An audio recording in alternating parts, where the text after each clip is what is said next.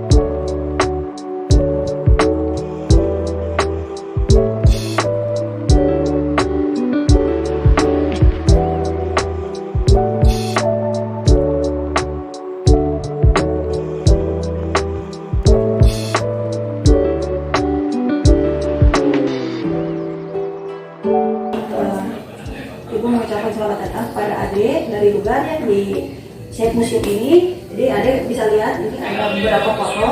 Yang foto yang pertama ini tentang penelitian candi Cangkuang. Nah, kalau ada perhatikan, pertama ditemukan adalah fondasinya dulu yang ukurannya 4,5 kali 4,5 meter.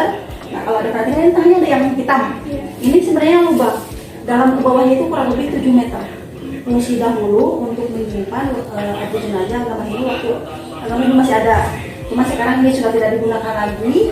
Ini ditutup oleh arca Dewa Siwa. Jadi letak dari arca Dewa Siwa itu menutup lubang yang dalamnya kurang lebih 7 meter ke bawah. Nah, kalau ini foto-foto proses pemugaran. Jadi Candi Cangkuang ini merupakan hasil dari pemugaran. Batuan yang aslinya juga jenis batuan andesit hanya 40% dari keseluruhan bangunan. Nah, ini dicoba dulu dibentuk, setelah terbentuk baru dimasukkan ke fondasi yang aslinya. Nah, adapun ini di lemari ini ada beberapa contoh dari batuan yang memang ditemukan di sekitaran sini. Ini jenis batuan andesit. Jenis batuan andesit ini adalah batuan untuk pendirikan candi. Jadi batu untuk pendirikan candi itu yang 40% itu jenis batuannya itu batuan andesit. Yang ini contohnya gerabah, granit, yang sebelah sana gerabah tapi dari batu. Nah, ini diketemukannya itu di sekitaran kawasan Candi Cangkuang ini. Arif Muhammad, beliau itu tokoh penyebar agama Islam khususnya di Cangkuang ini pada abad ke-17. Nah, waktu beliau menyebarkan agama Islam, nah ini kitab-kitab yang digunakan oleh beliau. Di antaranya ada Al-Quran, ilmu fikih, ilmu tauhid. Nah, kalau yang ini yang panjang, yang di atas ini adalah khutbah Idul Fitri Idul Adha. Ini tulisan itu dalam bahasa Arab, tapi terjemahnya itu dalam bahasa Jawa kuno. Nah, ini kalau diperhatikan ini tulisannya itu kan atasnya itu 1 meter 67 cm. Nah, kalau dibolak-balik ini tulisannya itu hampir 3 meter. Yang ini, yang atas. Seperti ini. Setelah tadi Ibu ceritakan mengenai pemugaran candi, nah kalau diperhatikan deh ini bentuk dari candi. Ini hanya perkiraannya saja, karena mengikuti garis yang ada di batuan yang 40% itu. Nah, sedangkan ini adalah foto dari arca Dewa Siwa. Kalau mau lihat nanti ada di bangunan candi. Jadi arca Dewa Siwa itu yang menutup lubang yang dalamnya kurang lebih 7 meter. Sekarang letaknya itu di tengah-tengah bangunan candi. Jadi sekarang tidak bisa dipegang, tidak bisa disentuh apalagi untuk diangkat karena ini sekarang di pengamanan itu pakai teralis. Jadi kita hanya cuma bisa melihat aja dari luar. Nah, kalau ini ya bentuknya seperti ini. Nah, kalau ini ya setelah finishingnya itu seperti ini untuk candi Cangkuang. Nah, ini yang di dalamnya itu bendera ini cenderamata dari cucunya Bung Karno. Udah ada acara di sini, beliau itu ngasih ya cenderamata untuk Site Museum ini. Yang ini. Tapi ini tidak ada hubungan dengan sejarah yang mengenai cagar budaya Candi Cangkuang. Ini tidak ada hubungan. Ini hanya cenderamata. Peninggalan Eyang Badal Arif Muhammad itu kan kitab-kitabnya dari kulit kayu. Nama pohonnya itu pohon saeh. Nah, pohon saeh itu seperti ini. Nanti pohon saehnya bisa ada lihat di luar museum ada. Nah, ini kebetulan batang pohon saeh. Jika kita ingin bikin kertas, yang diambilnya itu kulitnya. Seperti kita mau singkong diambil dalamnya. Kalau ini diambil kulitnya. Nah, seperti ini. Baru direndam kurang lebih 3 hari 3 malam pakai air biasa. Nanti setelah 3 hari 3 malam ini kan akan lunak. Nanti ini ada buahnya. Yang dua ini. Kalau dulu mungkin pakai batu, kalau sekarang yang lebih modern itu alatnya untuk menggepreknya. Nanti setelah digeprek ini hasilnya akan seperti ini. Mengapa ini ukurannya itu panjang? Ini tergantung banyaknya kita menumpuknya. Semakin banyak kita menumpuknya, otomatis kertas yang dihasilkan akan semakin panjang. Ini namanya daluang atau kertas tradisional Nusantara. Kalau di Jawa bilangnya beluang.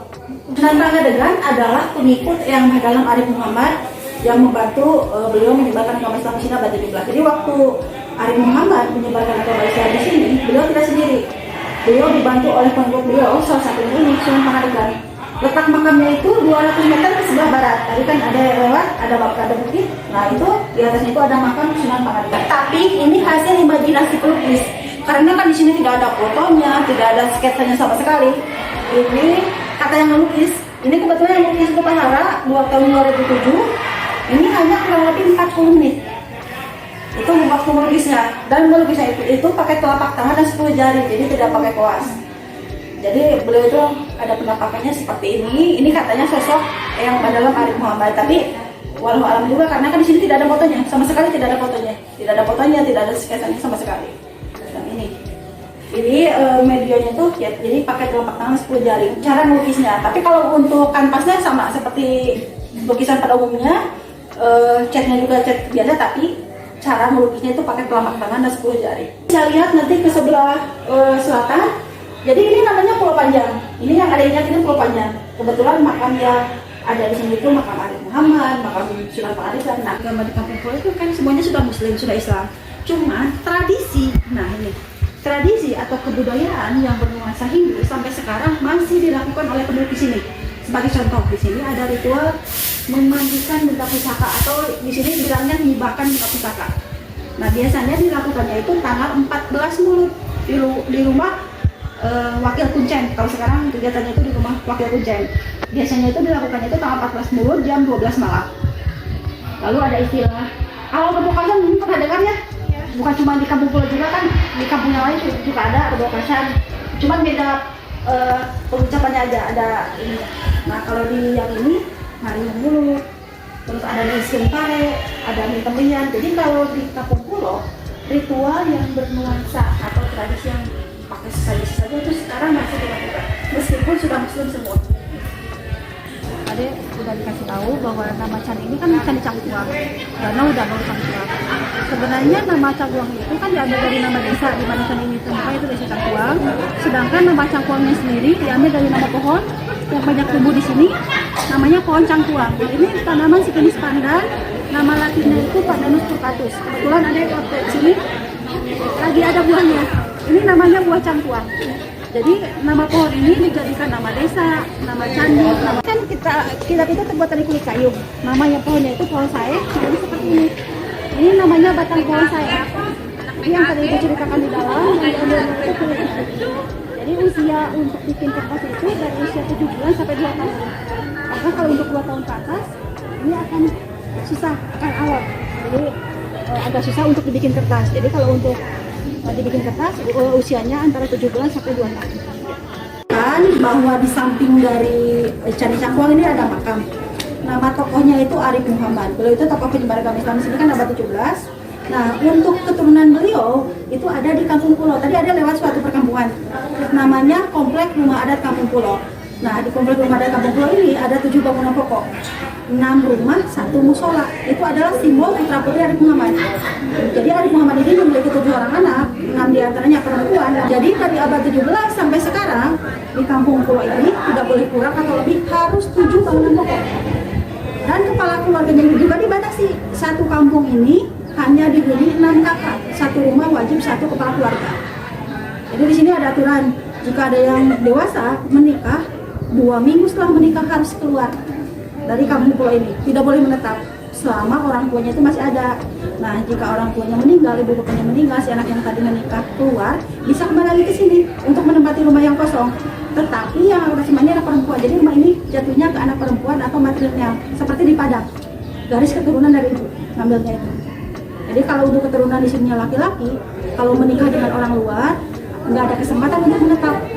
Tapi kalau menikahnya masih dengan satu kampung, bisa menetap karena ditarik oleh istrinya.